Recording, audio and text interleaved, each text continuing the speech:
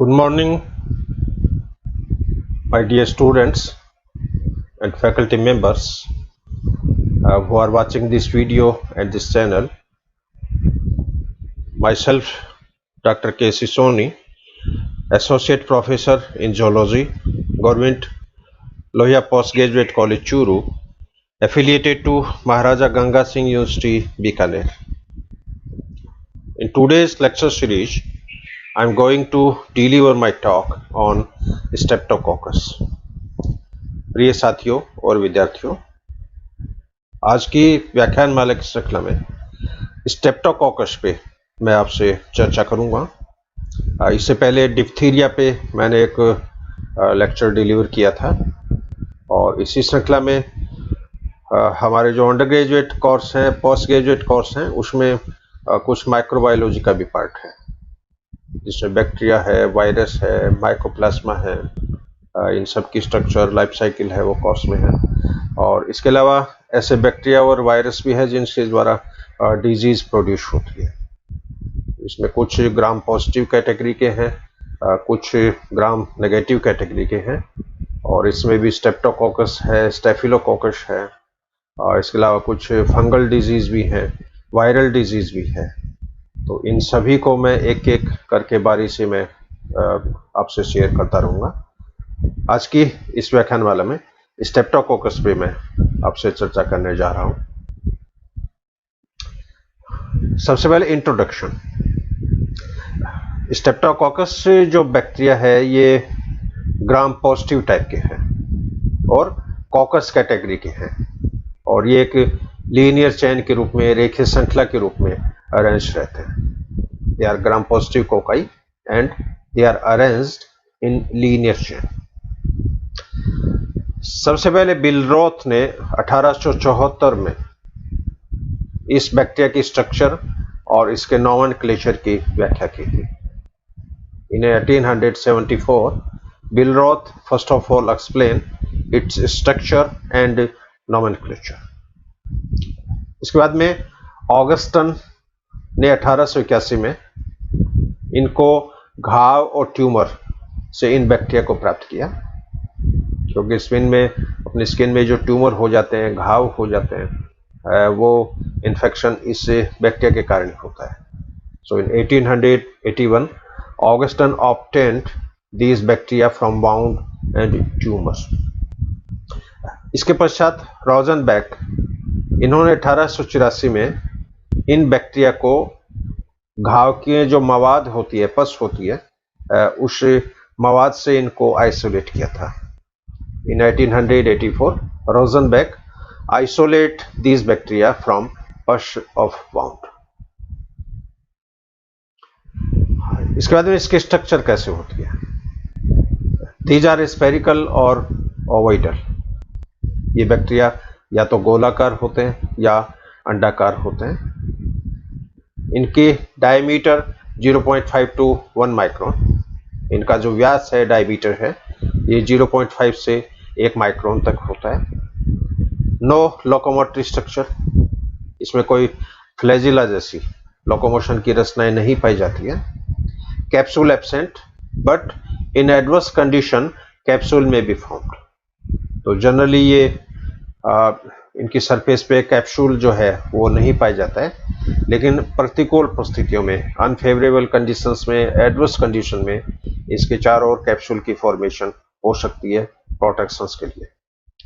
During reproduction they formed spore, और प्रजनन के दौरान, रिप्रोडक्शन के दौरान ये छोटे छोटे बीजाणुओं का, छोटे छोटे स्पोर्स का निर्माण करते हैं।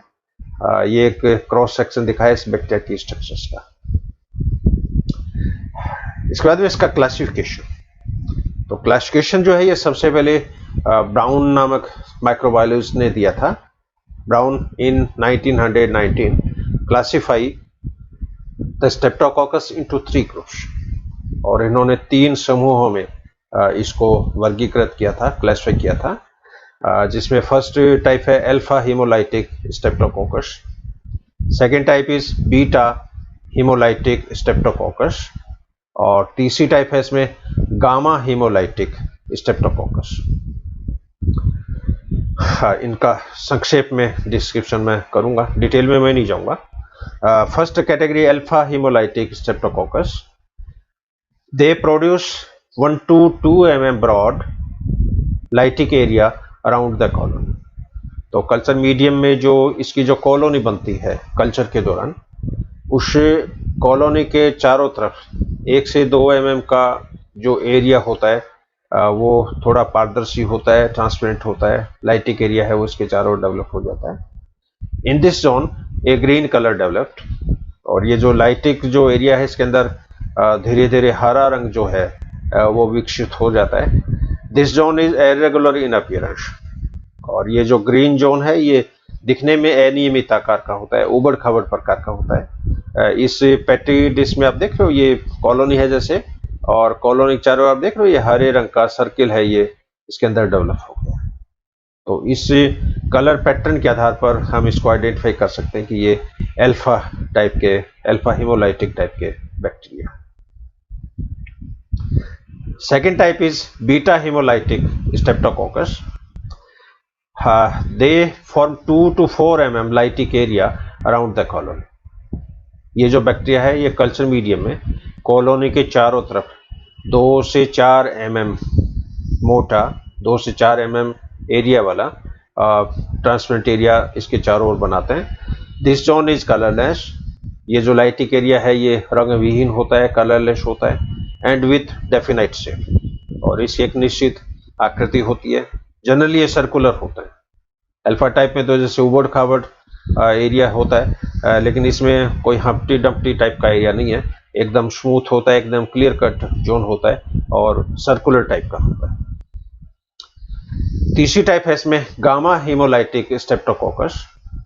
These bacteria not shows any lytic effect, और ये जो बैक्टीरिया है ये अपनी कॉलोनी के चारों तरफ कोई लाइटिक प्रभाव को प्रदर्शित नहीं करते हैं, और इसमें कॉलोनी है वो छोटे छोटे दानों के रूप में, छोटे छोटे स्पॉट के रूप में जैसे अपीयर होती है। इस पेट्रीडिस की स्लाइड में आप देख रहे हो छोटे छोटे व्हाइट कलर के डॉटेड डॉटेड स्ट्रक्चर्स है, ये सभी गामा टाइप के बैक्टीरिया है इसमें।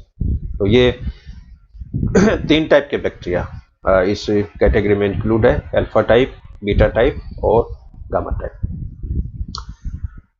इसके बाद एंटीजेनिक स्ट्रक्चर, क्योंकि बैक्टीरिया जब भी बॉडी के अंदर प्रवेश करेंगे तो इन बैक्टीरिया की कोई भी स्ट्रक्चर हो सकती है, इसके द्वारा सीक्रेट कोई केमिकल हो सकता है, वो एंटीजन के रूप में काम करेगा। और एंटीजन जैसे आप जानते हो कि एंटीजन वो रचनाएं या वो मॉलिक्यूल होते हैं जो बॉडी में प्रवेश करने के पश्चात एंटीबॉडीज के प्रोडक्शन को या तो स्टिमुलेट करते हैं, या उस एंटीबॉडीज के साथ रिएक्शन करते हैं, या पहले से कोई एंटीबॉडीज शरीर में यदि प्रेजेंट हैं तो उस एंटीबॉडी के साथ ये रिएक्शन करता है, और इस तरह की जो प्रॉपर्टीज पाई जाती है उसको कंप्लीट एंटीजन या रियल एंटीजन्स का नाम दिया जाता है। तो ये जो दोनों फिनोमेनन है ये एक तो इम्यूनोजेनेसिटी का है और एक फिनोमेनन रिएक्टिविटी का है। तो इसी तरह ये जो बैक्टीरिया क्रॉस सेक्शन में आप देख रहे हो ये सबसे बार जैसे पिल्लई है, इसके अंदर लिपोटेकोइक एसिड होता है, ये पिल्लई भी एंटीजन्स का काम कर सकती है। इसमें सबसे बार जैसे कैप्सूल जनरल नहीं होता है, लेकिन कैप्सूल जब बनता है एडवर्स कंडीशंस में तो ये कैप्सूल भी एंटीजन्स के रूप में ट्रीट कर सकता है। इसके अलावा इसमें फिम्ब्रिया जो होती है ये भी लिपोटेकोइक एसिड्स की बनी होती है, पेप्टिडोग्लाइकेन के मॉलिक्यूल हैं इसमें। तो ये जो स्ट्रक्चर है, सरफेस की जो स्ट्रक्चर्स है, ये स्ट्रक्चर्स एंटीजन्स के रूप में काम कर सकती है। पैथोजेनिसिटी यानी रोगजनकता। अब ये जो स्ट्रेप्टोकोकस बैक्टीरिया है इससे कई तरह की डिजीज फैलती है। ये डिजीज स्किन में भी हो सकती है, चेहरे पे भी हो सकती है, हड्डियों में भी हो सकती है, कई बार हार्ट के ऊपर भी इसका इन्फेक्शन होता है। तो ये पायरोजन टाइप के यानी मवाद प्रोड्यूस करने वाले जैसे बैक्टीरिया है, और इन बैक्टीरिया के कारण अपने ह्यूमन के अंदर सुपरफिशियल डिजीज भी होती है, यानी सरफेस वाली जैसे गले के अंदर जैसे होगी, स्किन के अंदर होगी, वेजाइना में होगी। कुछ डिजीज ऐसी है जो गहरी होती है, बहुत बॉडी के अंदर जैसे डीप उनका इन्फेक्शन होता है, और एक टॉक्सिन मीडिएटेड सिंड्रोम भी इसके द्वारा प्रोड्यूस होता है, विशेषकर टॉक्सिक शॉक सिंड्रोम, और इम्यूनोलॉजिकली मीडिएटेड डिजीज भी इसके द्वारा डेवलप होती है, जिसमें रूमेटिक फीवर है, जैसे गठिया रोग है, आर्थराइटिस है, और ये इनके द्वारा प्रोड्यूस होने वाले डिजीज है। इन डिजीज के बारे में मैं बहुत शॉर्ट में जो केवल कोर्स में है, 3-4 डिजीज कोर्स में केवल उन्हीं का डिस्क्रिप्शन करूंगा, क्योंकि बाकी तो इस बैक्टीरिया के द्वारा कम से कम 50 तरह की डिजीज है वो प्रोड्यूस होती है। ये आपके कोर्स में जो है केवल वही मैं यहाँ पर मेंशन कर रहा हूँ। First disease is scarlet fever. Scarlet fever में क्या होगा, in this disease throat and tonsils greatly affected. और इस डिजीज के अंदर गला जो होता है, टॉन्सिल्स जो होते हैं, वो सबसे ज्यादा इन्फेक्टेड होते हैं, प्रभावित होते हैं। इट इज कम्युनिकेटिव डिजीज, ये एक तरह का संचारी रोग है, एक मनुष्य से दूसरे मनुष्य में इसका ट्रांसमिशन हो सकता है। After incubation of 2 days red spots appear in upper chest part. और इंक्यूबेशन के 2 दिन के बाद में छाती के ऊपर, सीने के ऊपर छोटे छोटे लाल रंग के चकते जैसे निशान है वो बन जाते हैं। और स्कारलेट फीवर जब मनुष्य के होता है तो उसमें बहुत तेज सर दर्द होता है, सर्दी का एहसास होता है, कोल्ड फीलिंग्स, बुखार आती है, और जीभ जो होती है एकदम लाल हो जाती है, जीभ पे छोटे छोटे फूंसियां जैसी स्ट्रक्चर हो जाती है। और जिस तरह स्ट्रॉबेरी फ्रूट जो होता है, स्ट्रॉबेरी के जैसी जीभ है वो दिखाई देने लग जाती है। तो ये इसके डिजीज के कुछ मेन सिम्टम्स हैं। इसलिए डॉक्टर जब भी पेशेंट को चेकअप करेंगे तो उसकी चेस्ट को, जैसे स्किन को चेस्ट चेक करते हैं, जीभ निकलवा के चेक करते हैं कि जीभ पे कहीं स्ट्रॉबेरी टाइप की स्ट्रक्चर्स तो नहीं है। Second is rheumatic fever. Rheumatic fever में क्या होगा, इन दिस डिजीज हार्ट वाल, joint, subcutaneous tissue and inflammation in nervous system और इचिंग। तो इस डिजीज के अंदर क्या होगा, हार्ट के वाल्व जो होते हैं ये डायरेक्टली प्रभावित होते हैं, हड्डियों के जो जॉइंट्स हैं ये प्रभावित होते हैं, इसके अलावा स्किन के नीचे के जो टिश्यूज हैं ये प्रभावित होते हैं, और नर्वस सिस्टम जो होता है इसके अंदर इन्फ्लेमेशन की घटना होती है, और शरीर में जगह जगह खुजली जैसी महसूस होती है, इचिंग। तो ये इस डिजीज के, रूमेटिक फीवर के मुख्य कैरेक्टर्स हैं। और ये डिजीज जनरली छोटे बच्चों में ज्यादा होती है, विशेषकर जो 6 से 14 साल के एज ग्रुप के जो बच्चे हैं। And it is more common in tropical countries. और ट्रॉपिकल कंट्रीज है जिसमें इंडिया है, चाइना है, नेपाल है, पाकिस्तान है, ये ट्रॉपिकल कंट्रीज में जैसे शामिल है। और इन्हीं देशों में इस बैक्टीरियल इन्फेक्शन की संभावना बहुत ज़्यादा है। और विशेषकर छोटे जो बच्चे हैं, छोटे बच्चों तो ये डिजीज पर्टिकुलरली गर्मी का जब मौसम होता है, मई, जून, जुलाई, अगस्त, उस समय इसके पेशेंट मैक्सिमम देखने को मिले। तीसरी टाइप की डिजीज है इसमें एरिसिपेल्स फीवर। इस फीवर में क्या होगा, in this disease dermal part of skin is infected. और इसमें त्वचा का जो डर्मिस वाला जो पार्ट है, जो स्किन में आप जानते हो ऊपर ऊपर एपिडर्मिस होती है, उसके नीचे डर्मिस होती है। और एपिडर्मिस है, उसमें भी 5 लेयर हैं, स्ट्रेटम कॉर्नियम है, ल्यूसिडम है, ग्रेनुलोसम है, मेलपिगी है, और एपिडर्मिस के नीचे है वो डर्मिस होती है।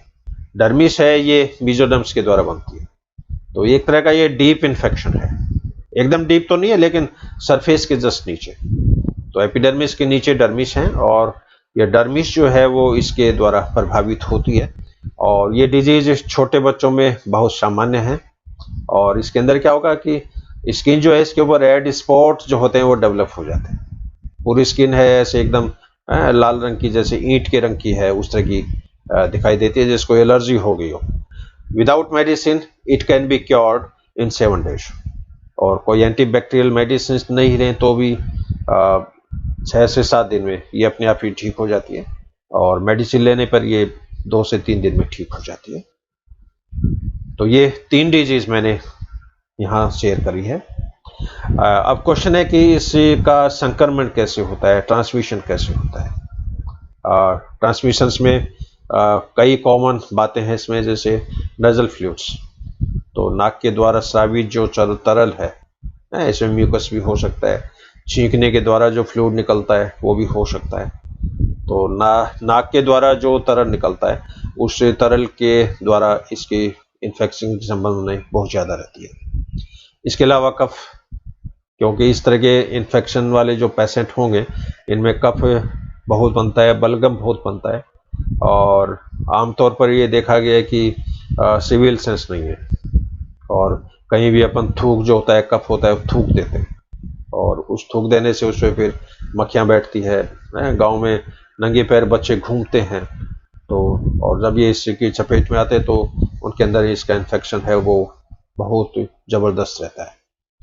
इन्फेक्टेड मिल्क के द्वारा, क्योंकि मिल्क जो है इसको भी गांव में तो देखा है कि जो पहलवानी करते हैं वो खिलाड़ी या पहलवान जो होते हैं वो कच्चा दूध ही पी जाते हैं।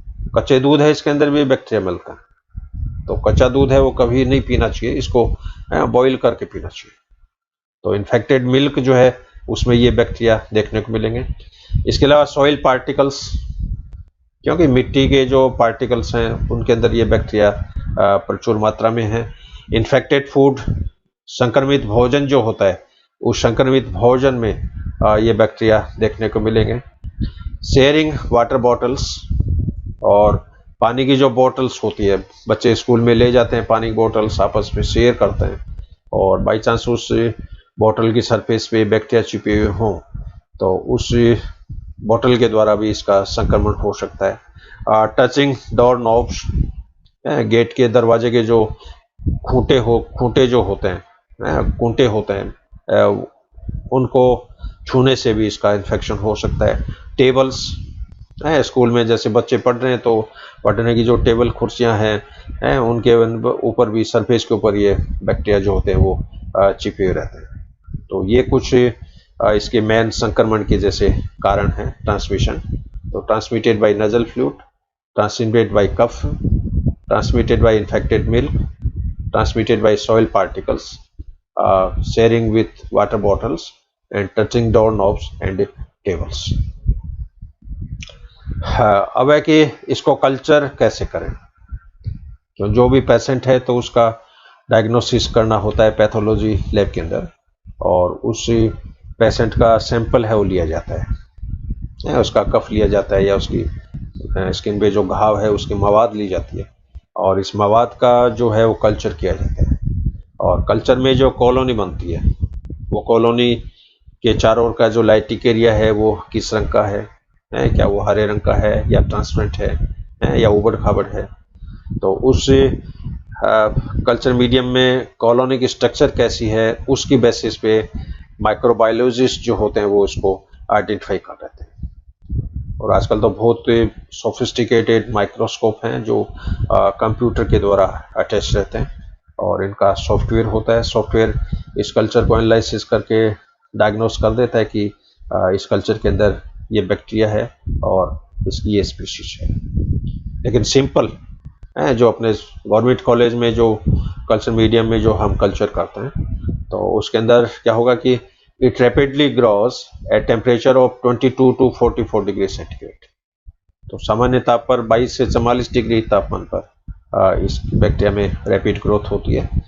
They can be culture in sugar इस मीडियम, तो शर्करा युक्त जो माध्यम होता है उनके अंदर इसका आप संवर्धन कर सकते हो। कल्चर मीडियम में पीएच का जो मान है वो 7.4 के आसपास होना चाहिए।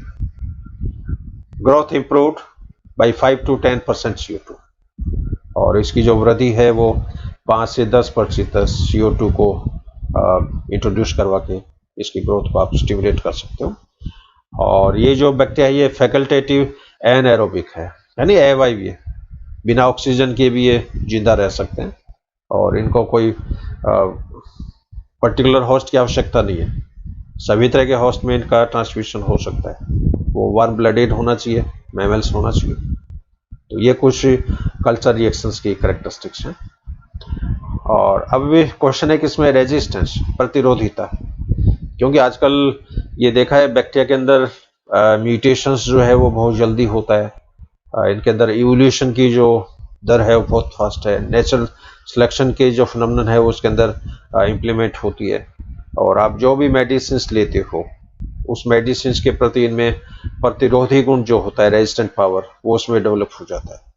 तो कई बार ये देखा है कि जो बैक्टीरिया मान लीजिए 100 मिलीग्राम की मेडिसिन से वो डिस्ट्रॉय हो जाता था, वही बैक्टीरिया धीरे धीरे करके 1000 मिलीग्राम की डोज से वो डिस्ट्रॉय होता है। अपने सिंपल एग्जांपल, अपने मनुष्य में जुकाम लग जाती है, सर्दी जुकाम, तो मुझे याद है कि विक्स विक्स की गोली आती थी, विक्स एक्शन। तो आज के 20-25 साल पहले विक्स 100 मिलीग्राम की जो डोज है उसमें सर्दी जुकाम ठीक हो जाता था, और आजकल तो मेडिसिन आ रही विक्स सेक्शन 500, यानी 500 मिलीग्राम की डोज है, और हो सकता है आने वाले 10-20 साल बाद में विक्स सेक्शन 1000 टेबलेट आ जाए, क्योंकि कम डोज में एंटीबायोटिक्स के द्वारा इन बैक्टीरिया की डेथ नहीं होती है, और हायर डोज चाहिए। अब हायर डोज की रिक्वायरमेंट हो रही है, इसका मतलब इन बैक्टीरिया में प्रतिरोधी जो गुण है, रेजिस्टेंट पावर है, वो इसके अंदर डेवलप हो रहा है। Maximum species of streptococcus destroy at 55 degree centigrade, तो 55 डिग्री तापमान पर ये बैक्टीरिया प्राय डिस्ट्रॉय हो जाते हैं।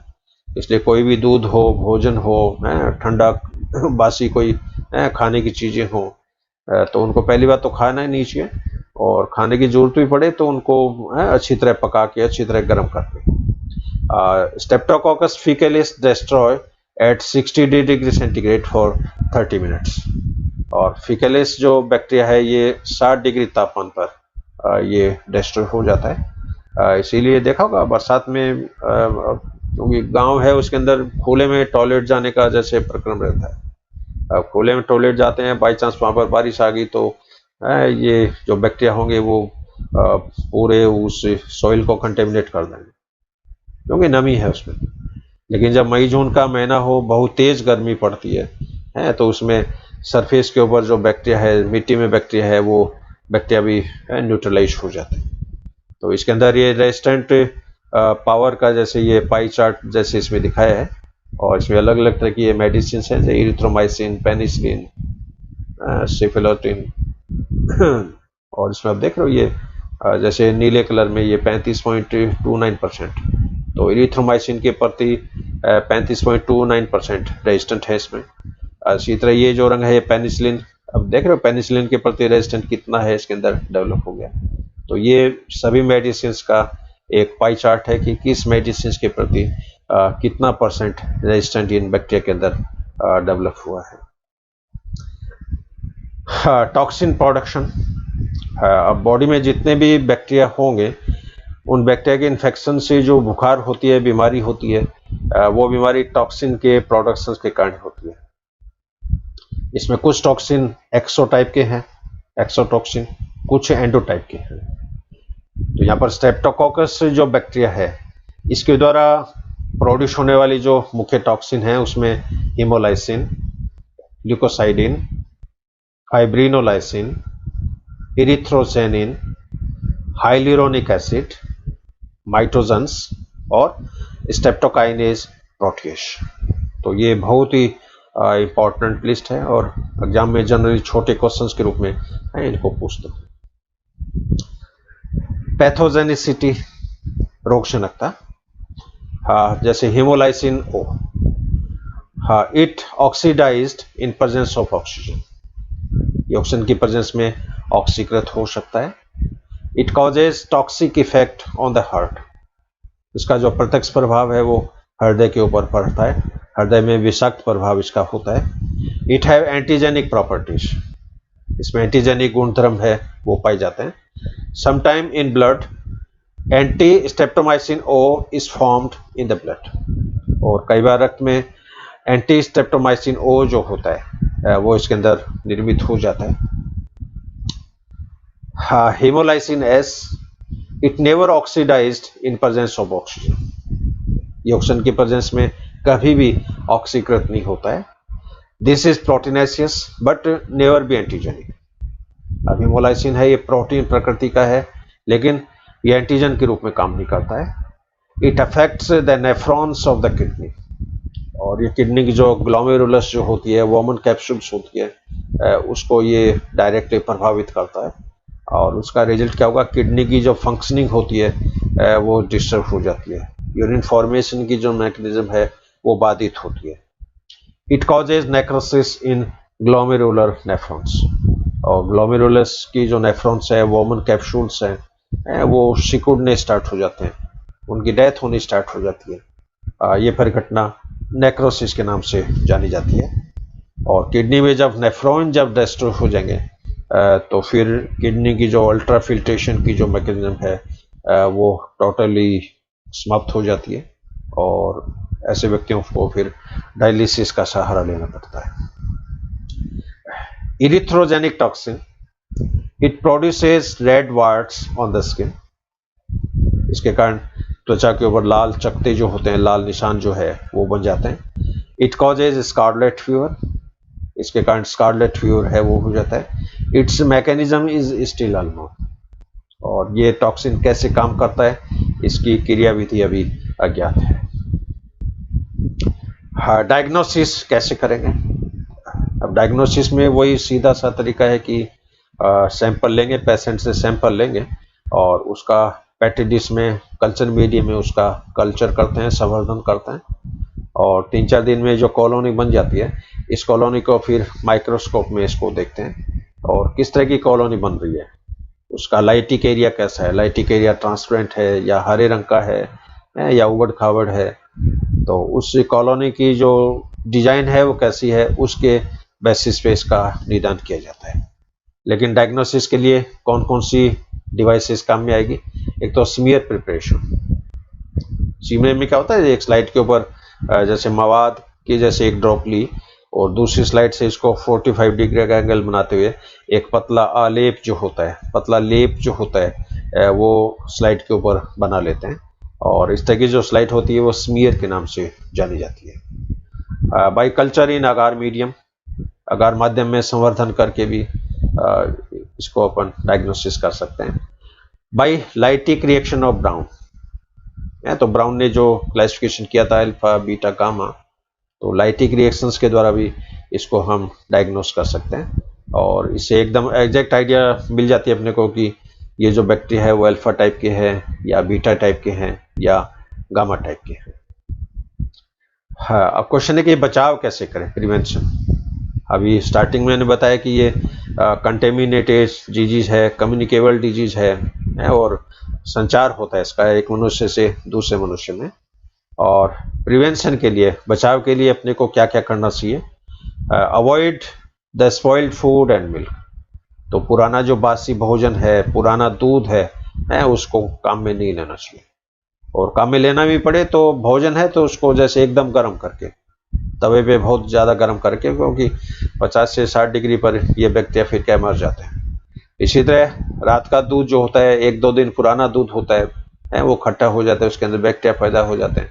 इस तरह के दूध को कभी भी काम में नहीं लेना चाहिए, और काम में लेना पड़े तो इसको एकदम बॉईल करके, और बॉईल करके इस मिल्क को आप काम में ले सकते हो। पास्चुराइज मिल्क मस्ट बी डिस्ट्रीब्यूटेड, तो पास्चुरीकृत जो मिल्क होता है वो सबसे बेस्ट होता है।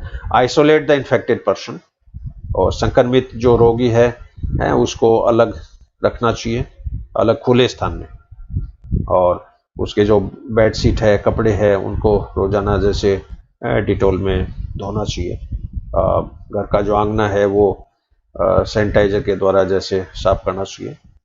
And clean and wash the daily used materials, और पेशेंट की रोजाना काम में आने वाली चीजें हैं वो टीथ वॉश हो सकता है, नहाने की बाल्टी हो सकती है, खाने के बर्तन हो सकते हैं, चश्मा हो सकता है और कोई चीज़ हो सकती है जो डेली यूज में काम में आ रही है, तो उनको एकदम स्वच्छ करके, वॉश करके उनको काम में लेना चाहिए। तो ये कुछ बचाव के तरीके हैं।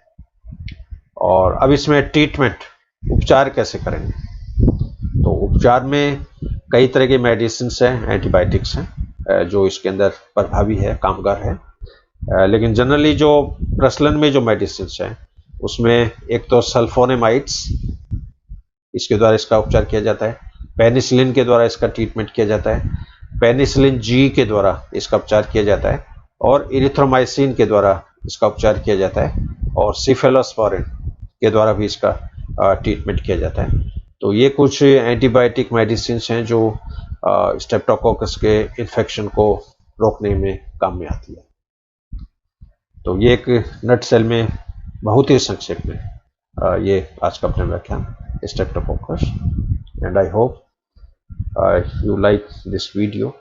और फिर भी आपकी कोई क्वेरी हो, कोई क्वेश्चंस हो, तो आप निसंकोच दूरभाष के द्वारा, व्हाट्सएप के द्वारा, ईमेल के द्वारा आप संपर्क कर सकते हैं। और आपकी जितनी भी शंकाएं हैं, समाधान हैं, उन सबको हैंडल किया जाएगा और जवाब दिया जाएगा। और अंत में हमारे कॉलेज की तरफ से, हमारे डिपार्टमेंट की तरफ से और मेरी तरफ से आप सभी को धन्यवाद। Thank you very much. Have a good day, have a great day.